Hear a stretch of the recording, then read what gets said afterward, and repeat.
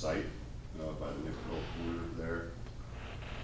So I would anticipate them starting. I noticed that the locating crew is out there flagging.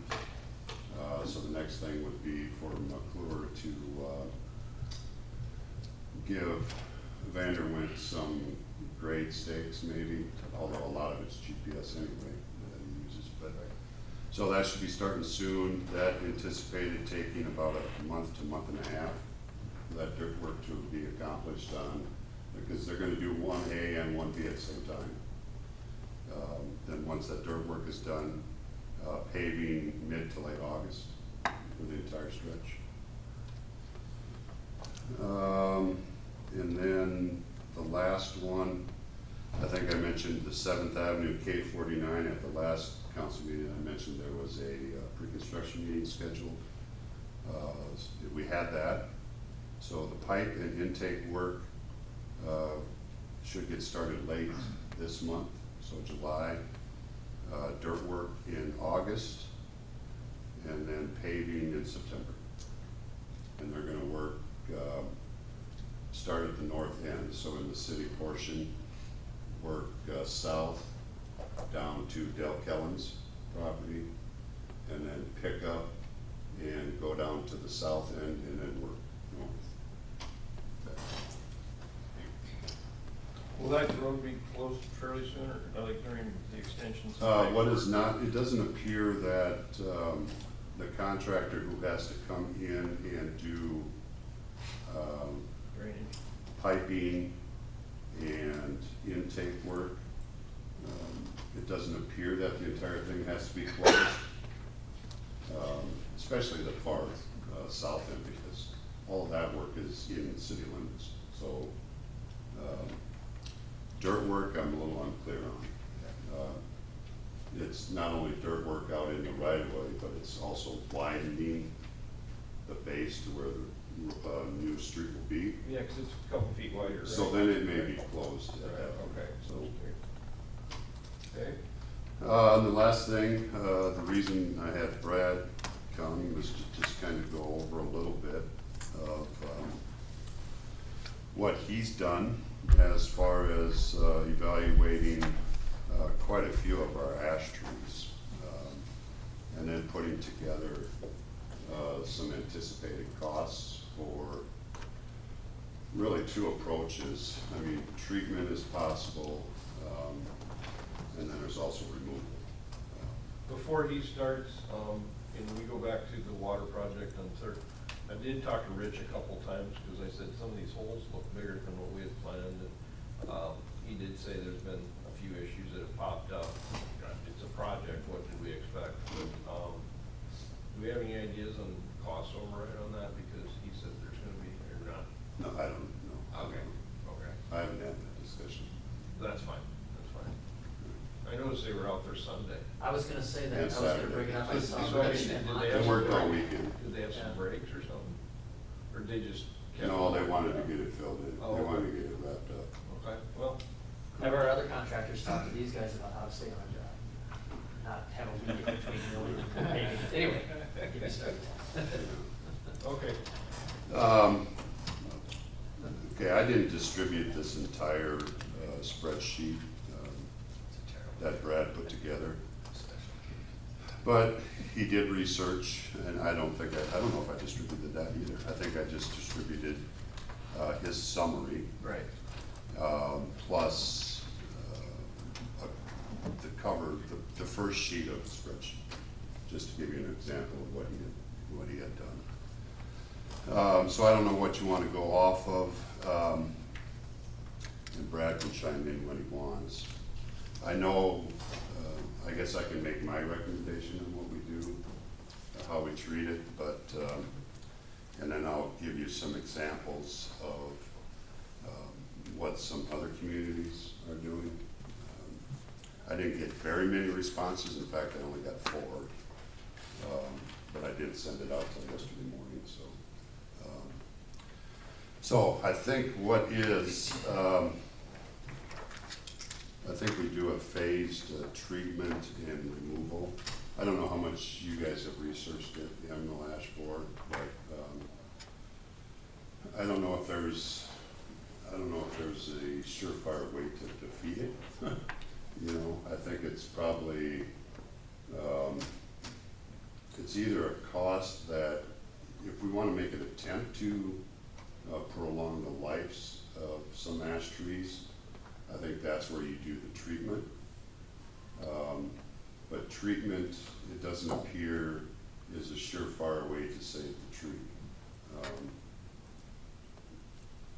So unfortunately, the end result is, at some point, all the ash trees are gonna disappear. So I think we have to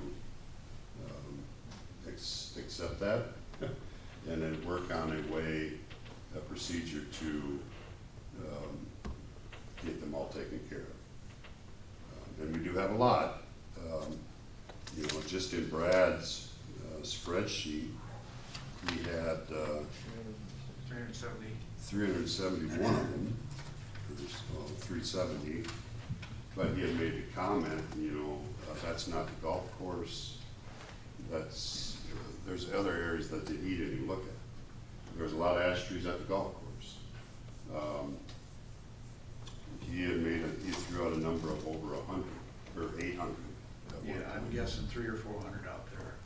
So, that's a lot of trees, to deal with. He does talk about, a lot of them look good, so far. There's a certain part of town that they don't. So those would probably be a higher priority to get rid of those things. But anyway, I talked about a phased treatment removal process. I think we continue on this path of what's been done here by Brad, and try to get an inventory of all the trees in the entire community, and that includes golf course, and you talked about West Floyd, maybe out Yeah, there. just so the forest areas out there, I didn't count those. Along the river banks, I didn't count those. And then the backside of that, new campground. There's a lot of them in there too. So. Yeah, so I think we try to get as complete list as we can, and then determine the next course of action and kind of rank the trees. The dangerous ones, and the dead ones should be at the top of the list to remove. And I think we evaluate, so how we would do that is contract with the local tree companies and start removal of the highest priority ones, so the dead and dangerous ones. City crews, we do have the ability to take down trees ourselves to a point. So our guys could assist in that when they can. They would do the smaller stuff, leave the bigger trees to the professionals to take care of. And whether or not, and I think we need to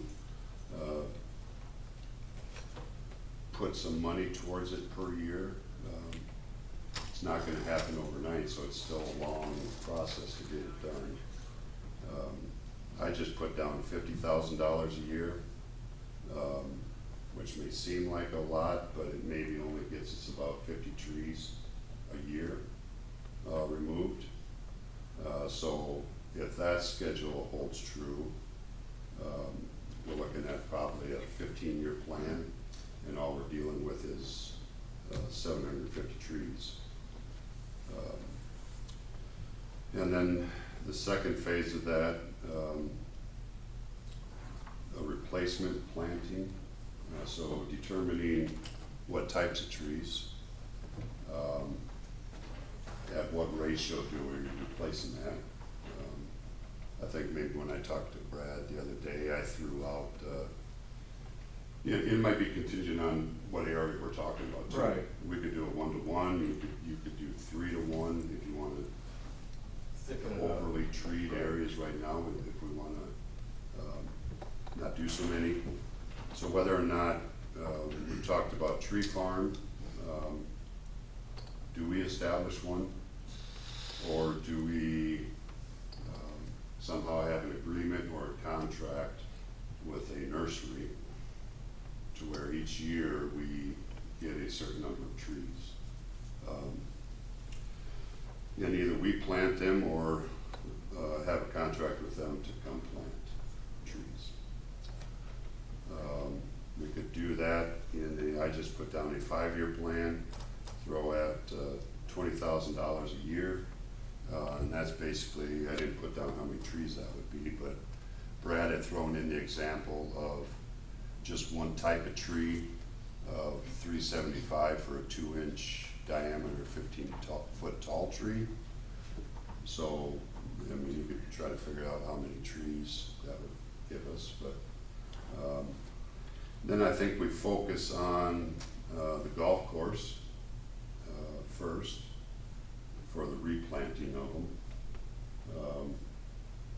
Because our golf course looks good, I don't know what it would look like if it Took was all the ash trees out. treeless. So I think we start planting replacements as soon as possible out there to get them going. And honestly, Jason, those are the ones that look the worst on the Yeah, golf course. so, So start planning out there like 10 years ago? so I had focus on the golf course and the ash heavy areas the first 2 years. I think that's where we concentrate the replanting part. And then you don't just stick a tree in the ground and hope it grows. You wanna do as much as we can to make sure that it survives. So Right. we have a water wagon. That may mean hiring somebody, or, well, we only have one water wagon, hiring somebody in the summertime, part-time, and that's all they do in the summertime is they go around and water these trees that we plant in the spring to ensure that we keep the things growing. So now to the treatment part of it, if we look at an area that has 15 ash trees in it, and,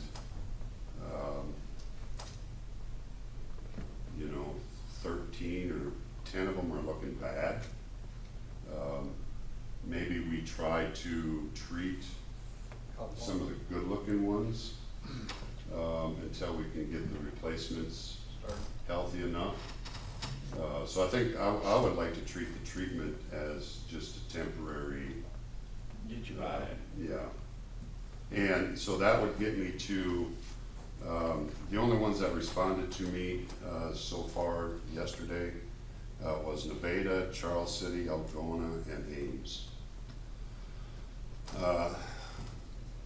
The short synopsis of what they sent me is all 4 of those communities are convinced that they're taking them all down. Okay. Nevada, they have contracts with tree companies, and they have a 5-year process where they're taking all their ash trees down. Charles City, they inventoried theirs, they had 15 total. They've removed 600 so far. The other 900 will come down. Comments from Nevada, treatment is delaying the inevitable. Charles City comment was, treatment seemed cost prohibitive to do forever. Okay. Algona, they're treating a couple ash trees in their parks. They're budgeting $100,000 to remove 100 trees a year, and they bid it out each year to remove 100 trees. Ames has a 20-year treatment and removal process. They've also ranked all their trees. It's a little unclear on how many trees they have, but they anticipate removing 2,355 trees over 20 years. That's going to cost them $1.2 million. They're going to remove all the bad, the terrible trees within 5 years. They're going to spend $612,000 to treat trees over 20 years until new ones are established. according to what he responded, was they have streets in Ames that are completely lined with only ash trees. So their intent is not to wipe out an entire neighborhood, but, so the treatment is meant to extend their lives until an orderly replacement can occur. So those are responses I had. If I take those four, yeah, I think it's, unfortunately, we have to remove them all at some point. A question for Brad. In categorizing the condition of the trees, I mean, the sample spreadsheet is good. What other categories do, when you look at the tree, what do you get, good, bad, indifferent, I bad? just did those for a couple of samples. All the rest of the trees look very good, except for that one area by Cleveland. And then the golf course is looking, there's spotty areas through it, so I think that's probably got it in it. But the rest of them, they look pretty healthy. So it's, Okay, so what I'm getting at is trying to understand the duration from going to this tree is good to this tree's dead. How long, does it take 5 years or 5 months or what? if the top third of the tree has been killed by these ash borer, then it's probably too late to save that tree. But Yeah, I read that, but how long does it take for that third to get affected? like the one in Cleveland, you know, that's probably a year and a half, maybe 2 years, and that one's completely dead. So they start lower and go up. Yeah, they lay the eggs in there, the eggs hatch, they work their way up to the top of the tree, the leaves. And then when they exit the tree, they leave them little D holes, that sample block there. Are there any trees, like for instance in a park or something like that are so old and big that are still salvageable that we should just treat going forward? There's a lot of big, beautiful trees. Right, but I'm saying, I mean, if there were a handful that it would be worthwhile for us to consider treating, I don't wanna. How much is treatment? So I didn't get into that, so treatment, I think the research Brad did is if we hired somebody, it would be anywhere from $8 to $10 diameter inch. Which means if it's a 20-inch tree, that diameter across 20 inches would be $10 an inch. So How often do they have to treat? Every 2 years. Are you thinking for tourism, we could have the last ash tree In the world. But yeah, we're thinking, let's say, like the Council Logan Riverside Park that's no longer there, if we have something that everyone's like, I remember that tree, I mean, I'd wanna keep that tree. My tree's like this big around, and it was $200. So to the treatment, so that, yeah, so there's people who do it. What do they do, drill in, throw in chemical in there of some sort? There's a couple different ways to flood the root system or put plugs in and treat them that way. I noticed Wells across the street, they had somebody plugging and treating their trees this last week. There's a new company that I looked into too that has a syringe type that you don't have to put a plug in, you just physically shove it down at the very bottom of the tree to the root system and shoot the chemical in that way. And that would avoid, like you say, the animals, pets and things like that, having contact with. Yes, yeah, so the flooding the tree would have all that chemical residue left over on the top of the ground, birds and squirrels, you know, get into it. So he got, yeah, so there's companies and people that do that. Brad also did research, what it would take for us to buy the equipment to do it ourselves. Because Brad did say we do have one person. We have actually 3 or 4 of us that have a license to purchase the chemical. Oh, really? Yeah, so that comes at a cheaper cost. It's a little more time consuming for those guys. But we could also do it pretty much at your discretion. And Right. you would decide, we're saving this one, this one's gotta go, this one's gotta go. And we understand, I mean, at least I'm hearing, it's temporary. If it buys us 5 or 10 years until we start getting something else established. And I'm gonna run down a different rabbit hole for a second. In your removal processes, this is complete, right? Stumps are gone? And Yes. they take it down, and That stumps are price, gone. everything's And gone. it's refilled. Correct. Because you can't plant a tree on top of a tree, that I know. Right. Um, That's why I had Justin along, give me a price on each and every tree, taking it down, stumping it, filling it back up, hauling it away. right. That's a complete price. But do you have to do something special with that, like asbestos? I mean, when you No. get rid of the stuff? No, you- not anymore. You do not, You can- okay. You can grind it up for mulch or burn it. You would really grind it up to mulch even though there's eggs in there? That's what they said, the DNR guy, there's no limits to it anymore. There's eggs in Jason's desk by now. Yeah, there might be. Those are gone. Look, I mean, if it So- isn't true, so as that's long as another there, as option. long as there are ash trees, there's gonna be the ash board. Yeah. As long as they, as long as the trees are there, any type, any condition, they're gonna find it. Okay. But if you have an infected tree, back to kind of Mike's question, so does it spread easier to the next ones and the next ones and the next ones, or? If you have an infected tree and you inject it, it will kill the larvae in it. In it, Yep. okay. I guess my opinion is that we kind of leave it up to someone to use discretion as to this one's salvageable, this. Well, that was gonna be it, yeah. Dangerous or dead, let's get them out of there. Let's, they're high priority. Even But, if, so we could purchase the equipment, for about $3,000. Yeah, that'd be the initial cost of a gun. Yeah. And then, Then you'd have to buy the the chemical. insecticide would be more, yeah. yeah, So, But it would still be a third to half the cost of hiring somebody to do it. Makes sense to me to buy it. well, it sounds to me like it'd be a whole lot more savings than that. well, if you Because have I think 24 inch, you could treat more that might be questionable if you're paying somebody a higher dollar to do it. But if you've got a tree czar who's saying, this one goes, these three get saved, I think your savings would be quite a bit more, wouldn't it? Than $6,000 to have somebody come in, Brian just said he treated his for $200, that's one tree. 6,000 doesn't go, am I missing something? I think the savings. Oh, no, you wouldn't be able to, yeah. Yeah, it wouldn't be an unlimited pocketbook to just go out and start.